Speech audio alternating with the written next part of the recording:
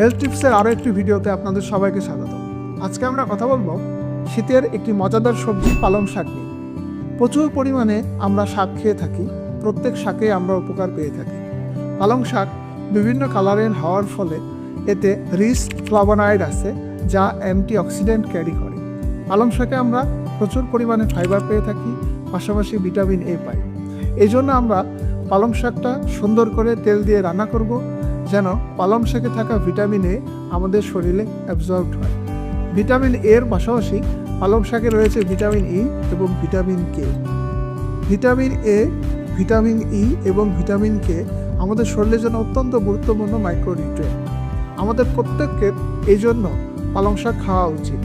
পালং শাক আমরা বিভিন্নভাবে খেতে পারি, কিন্তু পালং শাক শাক হিসাবেই রান্না করে খাওয়াটাই বেস্ট। পাশাপাশি আপনারা স্যুপের মতো করে এটাকে খেতে পারেন, ফলে